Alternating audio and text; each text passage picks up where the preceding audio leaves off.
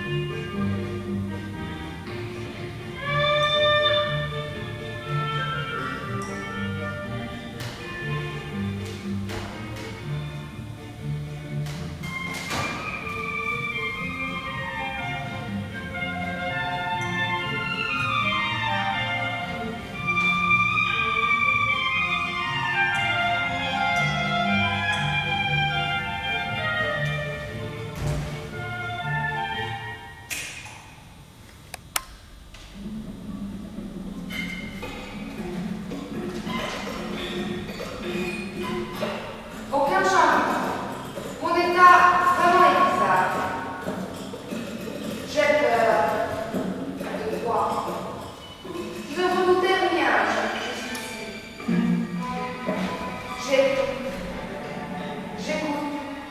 Quoi?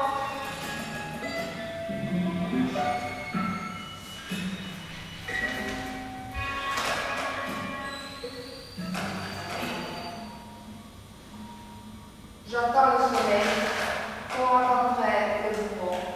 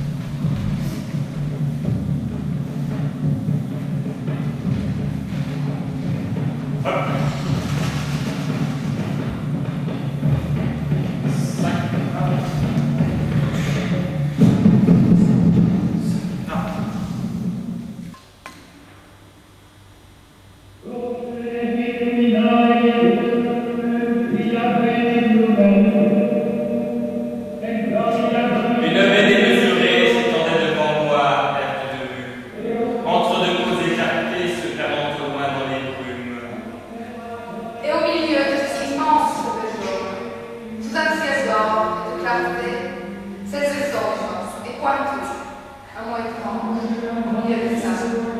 Le soleil venait de disparaître, et sur l'horizon encore flamboyant se dessinait le profil de ce fantastique rocher qui porte sur son sommet un fantastique monument. Dès l'aurore, j'allais vers lui. La mer était basse, comme la veille le soir, et je regardais se dresser devant moi. À mesure que j'approchais d'elle, la surprenante abbaye. Après plusieurs heures de marche, j'atteignais d'énormes blocs de pierre qui portent sur la petite cité dominée par la grande église. Ayant gravi la rue étroite et rapide, j'entrais dans la plus admirable de leurs gothiques, construite pour Dieu sur la terre, vaste comme une ville, pleine de salles basses, écrasée sur des voûtes et de hautes galeries que soutiennent de frères colonnes. J'entrais dans ce gigantesque bijou de granit, J'entrais dans ce gigantesque aussi léger que de dentelle, couvert de tours, de sveltes clochepons, où montent des escaliers tendus et qui lancent dans le ciel bleu des jours, dans le ciel noir des nuits, leurs têtes bizarres, hérissées de chimères, de diables, de bêtes fantastiques, de fleurs monstrueuses, et reliées l'un à l'autre par de fils arches ouvrageux.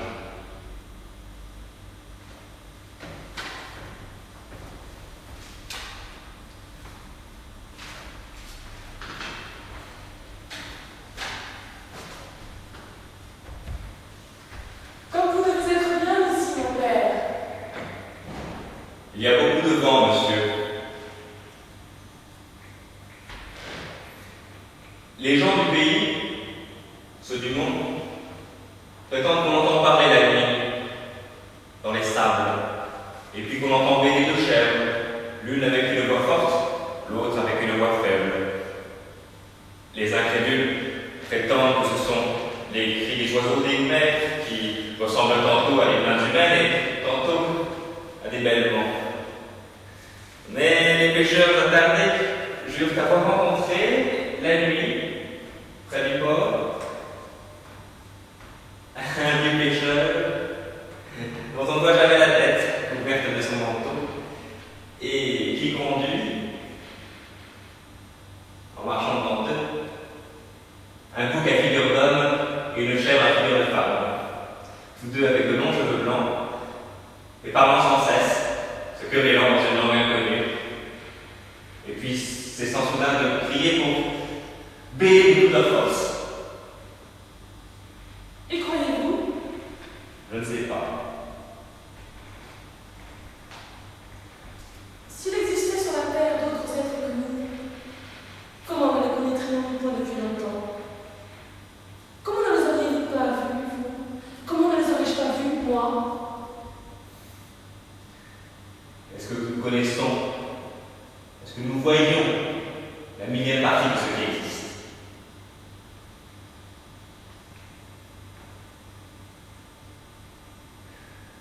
Tenez, voici le vent, qui est la plus grande force de la nature, qui abat les édifices, déracine les arbres, soulève la mer en montagne d'eau, détruit les falaises, jette au brisant les grands navires. Le vent qui siffle, qui tue, qui gémit, qui mugit. L'avez-vous vu? Et pouvez-vous le voir? Il existe, pourtant.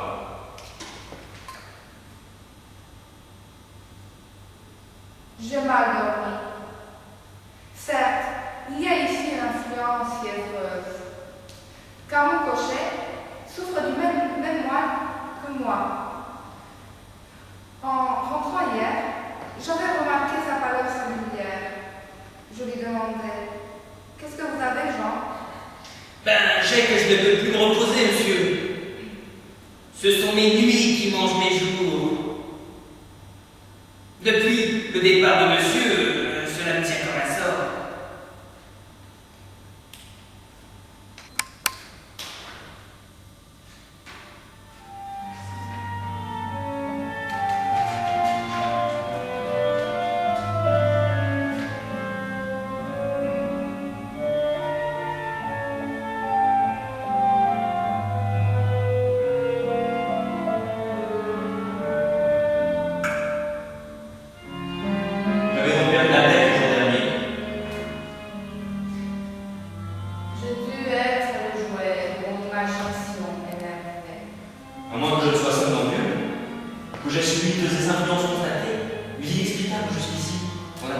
indigestion.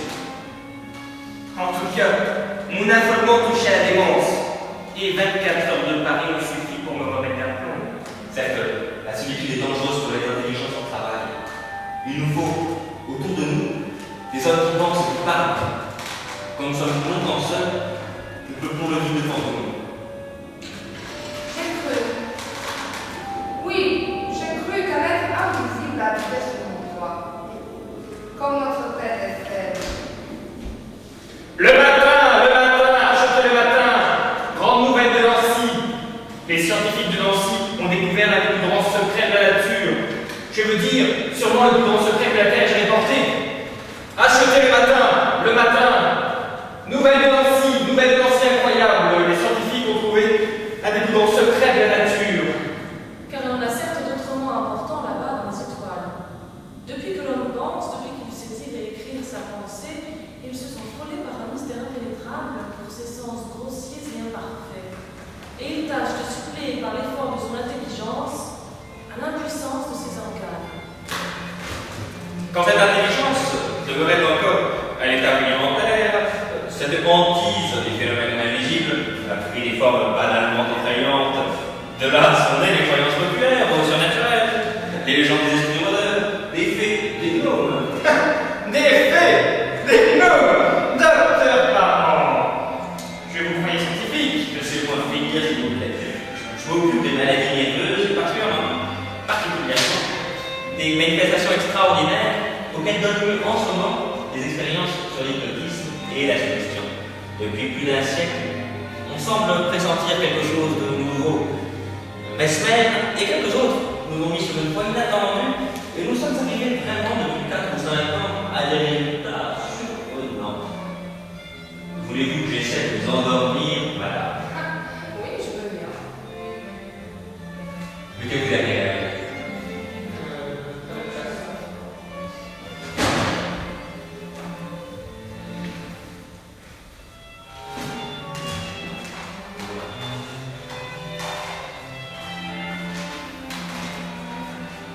Ceci est un miroir.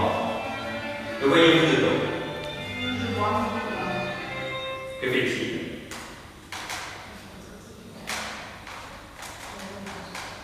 Et maintenant?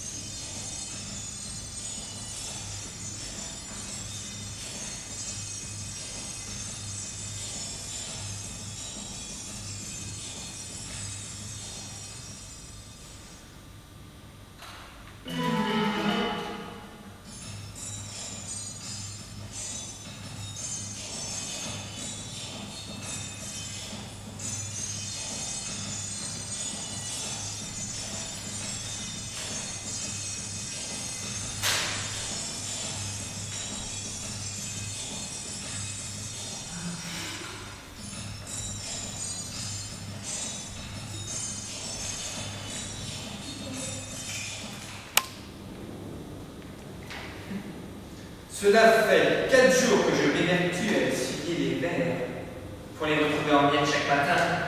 Mais qu'est-ce que tu as chez eux? Simplement que c'est toi qui les ranges. Mais encore?